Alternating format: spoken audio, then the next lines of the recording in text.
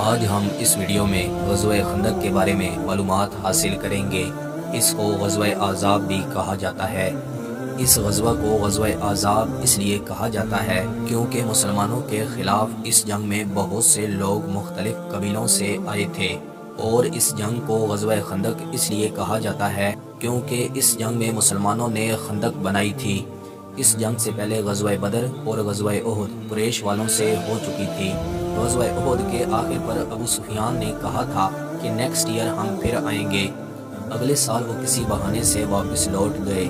4000 کا لشکر مکہ سے تیار ہوا۔ بنو غطفان کے لوگوں نے بھی شرکت کی۔ 6000 کا لشکر وہاں سے تیار ہوا، اور پھر یہود وغیرہ کا لشکر بھی تیار ہوا۔ ٹوٹل 12000 کا لشکر تیار ہوا۔ آپ صلی اللہ علیہ وسلم کو جیسے ہی پیغام ملا تو آپ صلی اللہ علیہ وسلم نے مجلس شورا بلوائی، اور یہاں مدینہ میں اگر بچوں اور عورتوں کو ملایا جاتا تب بھی 10,000 تعداد نہیں بنتی تھی۔ ہر آدمی اپنے اپنے حساب سے رائے دے رہا تھا۔ سیدنا سلمان فارسی رضی اللہ تعالی عنہ نے رائے دی۔ انہوں نے کہا کہ ایک بات میں کہوں گا کہ ہمارے ہاں فارس میں ایسا ہوتا تھا، جب ایسا معاملہ آتا تھا ہم لوگ خندق کھود کر اپنا ڈیفنس کرتے تھے۔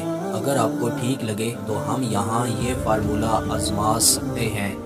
3 طرف سے مدینہ پہاڑ سے سیف تھا، کہیں پر کھجور کے باغات تھے۔ آپ صلی اللہ علیہ وسلم نے اس رائے کو پسند فرمایا اور اس پر عمل کیا گیا۔ اب 10-10 لوگوں کی ٹیم بنائی گئی۔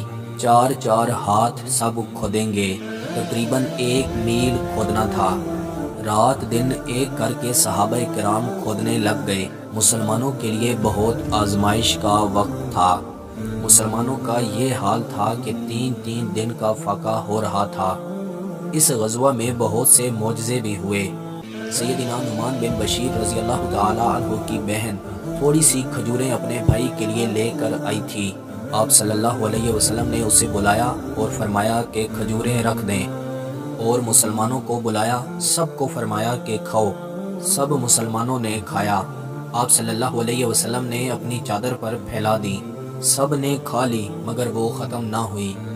حضرت سیدنا جابر رضی اللہ تعالی عنہ سے رسول اللہ صلی اللہ علیہ وسلم کی بھوک دیکھی نہ گئی۔ گھر گئے اور ایک چھوٹی سی بکری کو ذبح کیا اور اپنی بیوی کو پکانے کو کہا، اور کہا کہ میں رسول اللہ صلی اللہ علیہ وسلم کو بلا کر آتا ہوں۔ آپ صلی اللہ علیہ وسلم نے عام اعلان فرمایا۔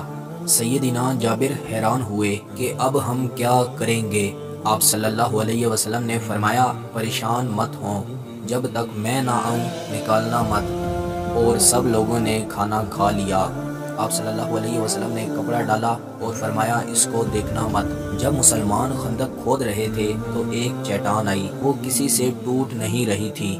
صحابہ کرام رسول اللہ صلی اللہ علیہ وسلم کے پاس گئے اور کہنے لگے یا رسول اللہ اب ہم کیا کریں؟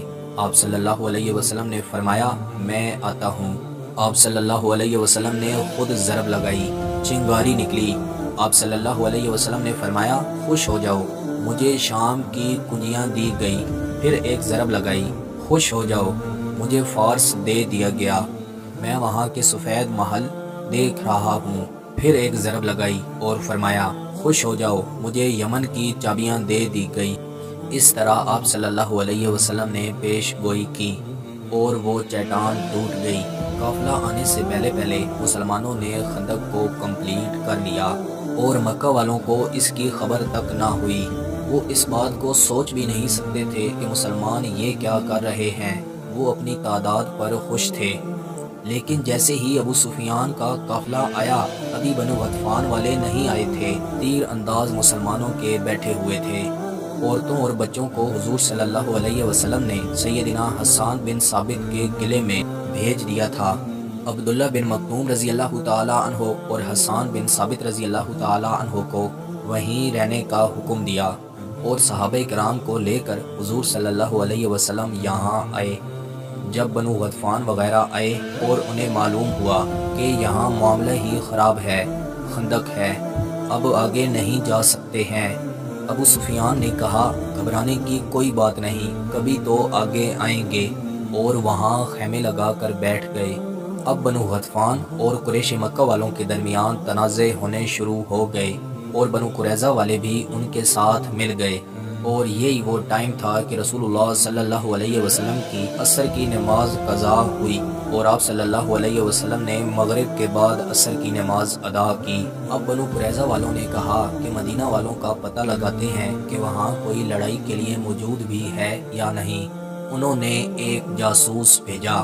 حضرت صفیہ رضی اللہ تعالی عنہ کی نگاہ پڑ گئی۔ انہوں نے سیدنا حسان بن ثابت رضی اللہ تعالی عنہ سے کہا کہ اس کا کام تمام کر دیں، لیکن سیدنا حسان بن ثابت نے کہا کہ اس لائق ہوتا تو عورتوں کے پاس ہوتا، اور پھر سیدنا صفیہ رضی اللہ تعالی عنہ نے خود حملہ کیا اور انہوں نے خود قتل کیا، اور اس طرح یہود کو میسج ملا کہ واقع ہی اندر مرد حضرات موجود ہیں۔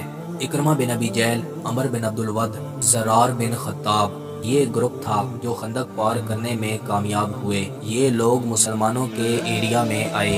عمر بن عبد الود نے کہا کہ مجھ سے کون لڑے گا؟ وہ 1000 سواروں کے برابر تھا۔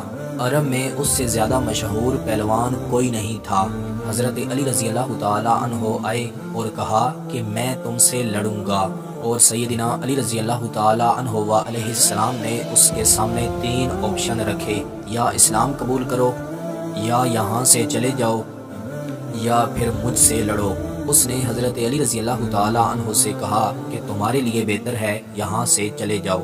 حضرت علی رضی اللہ تعالی عنہ نے کہا کہ میں تم سے لڑنا چاہتا ہوں۔ حضرت علی رضی اللہ تعالی عنہ نے ایک وار کیا اور وہ 2 حصوں میں بٹ گیا، اور جب اکرمہ بن ابی جہل نے عمر بن عبد الود کو دیکھا تو وہاں سے بھاگ گیا۔ یہ جنگ ہمت کی جنگ تھی۔ پوری جنگ میں مسلمانوں کے 6 شہید ہوئے اور 10 کافر مارے گئے، لیکن آزمائش کے لحاظ سے یہ بہت بڑی جنگ تھی۔ بنو غطفان کا ایک آدمی جس کا نام نعیم بن مسعود رضی اللہ تعالی عنہ، وہ مسلمان ہوا اور حضور صلی اللہ علیہ وسلم کے پاس آئے اور کہنے لگے، یا رسول اللہ، میں مسلمان ہو گیا ہوں اور ابھی میرے آدمیوں میں سے کسی کو نہیں معلوم کہ میں مسلمان ہو چکا ہوں۔ اب انہوں نے بنو غطفان، قریش مکہ والوں اور بنو قریظہ کے درمیان پھوٹ ڈالی۔ حضرت نعیم بن مسعود رضی اللہ تعالی عنہ کے اس واقعہ کو ہم آنے والی ویڈیو میں تفصیل سے ڈسکس کریں گے۔ اب کیا ہوا کہ نعیم بن مسعود رضی اللہ تعالی عنہ کے اس واقعہ کے بعد حالات زیادہ خراب ہو گئے، اور پھر چند دنوں بعد رات کو اچانک طوفانی ہوا چلی، خیمے الٹ گئے، اور اب مشرکین مکہ کی ہمت جواب دے گئی، اور سیدنا حذیفہ بن یمان رضی اللہ تعالی عنہ کا ایک واقعہ ہوا جو ہم اس سے پہلے ڈسکس کر چکے ہیں، آپ ہمارے یوٹیوب چینل سے دیکھ سکتے ہیں۔ فجر کے بعد آپ صلی اللہ علیہ وسلم نے دیکھا تو سارا میدان خالی تھا۔ مسلمانوں نے اللہ کا شکر ادا کیا۔ آج ہم اس ویڈیو میں غزوہ تبوک کے بارے میں معلومات حاصل کریں گے۔ 630 عیسوی میں غزوہ تبوک ہوئی، جب قیصر روم نے حملہ کرنے کا فیصلہ کیا۔ جب رسول اللہ صلی اللہ علیہ وسلم تک اطلاعات آئی تو ہمارے پیارے پیغمبر محسن انسانیت حضرت محمد صلی اللہ علیہ وسلم نے فرمایا، وہ کیا حملہ کرے گا، ہم خود حملہ کریں گے۔ رسول اللہ صلی اللہ علیہ وسلم نے تمام مسلمانوں کو جہاد کی تیاری کا حکم دیا۔ سخت گرمی کا موسم تھا، 1 سال پہلے قحط ختم ہوا تھا، کھجور وغیرہ بالکل تیار تھی، اب بس صرف اتارنا باقی تھا۔ آپ صلی اللہ علیہ وسلم نے تبوک جانے کا فیصلہ کیا جو شام کی سرحد تھی، اور جا اس لیے رہے تھے کہ وہاں رومن امپائر سے لڑنا ہے۔ منافقین نے جب سنا کہ مسلمان وہاں جہاد کے لیے جا رہے ہیں تو انہوں نے مذاق بنانا شروع کر دیا اور کہنے لگے کہ وہ عرب کے لوگ نہیں ہیں، وہ بہت بہادر ہیں، مدتوں سے لڑ رہے ہیں۔ اللہ تعالیٰ نے اس غزوہ کو فرض قرار دے دیا، اس جنگ کو فرض عین قرار دے دیا۔ اب جو اس جنگ میں نہیں جائے گا وہ منافق ڈکلیئر ہوگا۔ مومنین نے جب سنا تو فوراً تیار ہو گئے۔ سیدنا ابو بکر صدیق رضی اللہ تعالی عنہ نے سارا مال رسول اللہ صلی اللہ علیہ وسلم کی خدمت میں پیش کیا۔ رسول اللہ صلی اللہ علیہ وسلم نے اسی موقع پر سیدنا ابو بکر صدیق رضی اللہ تعالی عنہ کو فرمایا، ابو بکر کیا چھوڑا ہے؟ فرمایا، اللہ اور اس کے رسول کی محبت چھوڑ کر آیا ہوں۔ سیدنا عمر فاروق رضی اللہ تعالی عنہ نے آدھا مال رسول اللہ صلی اللہ علیہ وسلم کی خدمت میں پیش کیا۔ سیدنا عثمان غنی رضی اللہ تعالیٰ عنہ نے سب سے زیادہ مال رسول اللہ صلی اللہ علیہ وسلم کی خدمت میں پیش کیا۔ 300 اونٹ جو سامان کے ساتھ تھے اور دینار وغیرہ الگ تھے۔ رسول اللہ صلی اللہ علیہ وسلم نے اسی موقع پر فرمایا تھا، عثمان آج کے بعد کچھ بھی کرے سب معاف۔ 900 اونٹ دیے اور 100 گھوڑے دیے۔ ایک غریب صحابی تھے، ان کے پاس کچھ نہیں تھا، انہوں نے رات بھر مزدوری کی اور اگلے روز رسول اللہ صلی اللہ علیہ وسلم کی خدمت میں حاضر ہوئے۔ منافقین نے اس موقع کو بھی ضائع نہ جانے دیا اور مذاق بنانے لگے۔ وہ کہنے لگے اس کے بغیر تو رومن امپائر فتح نہیں ہونے والا۔ پھر قرآن مجید کی آیات نازل ہوئیں کہ اللہ تعالیٰ ان کا مذاق اڑا رہا ہے کہ کتنے قریب پہنچ گئے مگر پھر بھی ایمان نہیں لا رہے، اور پھر فرمایا کہ آپ صلی اللہ علیہ وسلم ان کے لیے 70 مرتبہ بھی استغفار کریں، پھر بھی میں ان کو معاف نہیں کروں گا۔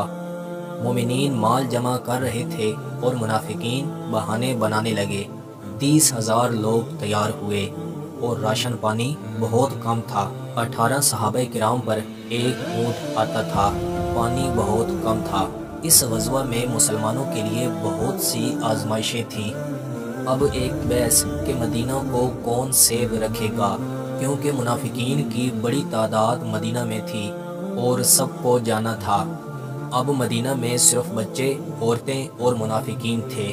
آپ صلی اللہ علیہ وسلم نے اعلان کیا، علی کہاں ہیں؟ بلایا گیا۔ آپ صلی اللہ علیہ وسلم نے فرمایا، علی آپ مدینہ میں ہی رہیں۔ سیدنا علی رضی اللہ تعالیٰ عنہ نے کہا، یا رسول اللہ میں نہیں جاؤں گا، آپ مجھے عورتوں اور بچوں کے ساتھ چھوڑ رہے ہیں۔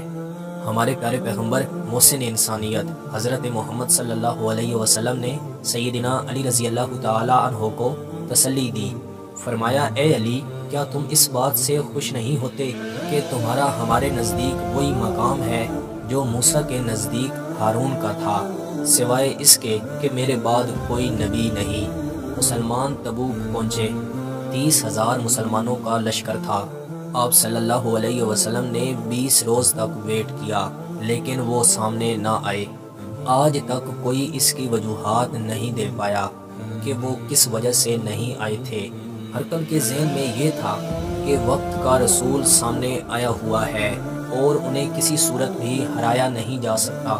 20 دن کے بعد رسول اللہ صلی اللہ علیہ وسلم واپس آئے۔ اصل میں غزوہ تبوک میں مومن اور منافق کا فرق لگانا تھا، دودھ کا دودھ اور پانی کا پانی ہونا تھا، اور اسی غزوہ کے واپسی پر رسول اللہ صلی اللہ علیہ وسلم کے خلاف منافقین نے ایک چال کی۔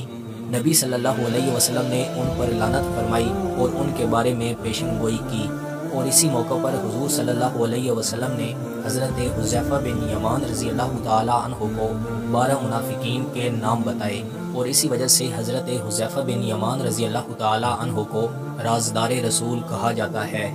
سیدنا حذیفہ بن یمان رضی اللہ تعالیٰ عنہ کی زندگی پر ہم ایک الگ سے ویڈیو بنا چکے ہیں جو آپ ہمارے یوٹیوب چینل سے دیکھ سکتے ہیں۔ جب رسول اللہ صلی اللہ علیہ وسلم واپس آئے تو رسول اللہ صلی اللہ علیہ وسلم نے پوچھا کہ تم لوگ کیوں نہیں آئے، اور وہ بہانے بنانے لگے، لیکن ان میں 3 صحابی ایسے تھے جو پکے مومن تھے، وہ بھی نہیں جا سکے تھے۔ انہوں نے جا کر سچ سچ بتا دیا۔ نیکسٹ ویڈیو میں ان کے بارے میں معلومات حاصل کریں گے۔ منافقین نے مسجد زرار بنائی۔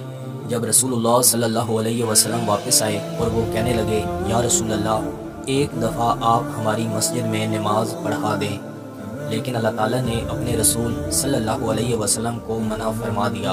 اللہ تعالیٰ نے نبی صلی اللہ علیہ وسلم کو فرمایا کہ وہ مسجد زرار ہے، نقصان پہنچانے والی، اور اس مسجد کو گرایا گیا، آگ لگا دی گئی۔ فتح مکہ تک مشرکین مکہ کا کام تمام ہوا، چیپٹر کلوز ہوا۔ یہودیوں کا چیپٹر خیبر میں کلوز ہوا۔ عیسائی بھی اب نہیں آئیں گے، اب منافقین کی باری تھی۔ میں امید کرتا ہوں کہ آپ کو یہ ویڈیو پسند آئی ہوگی۔ مزید ایسی ویڈیو دیکھنے کے لیے ہمارے یوٹیوب چینل کا وزٹ کریں، دوستوں کے ساتھ شیئر کریں، کومنٹس میں اپنی رائے کا اظہار ضرور دیں۔ ملتے ہیں انشاءاللہ اگلی ویڈیو میں۔ اللہ حافظ۔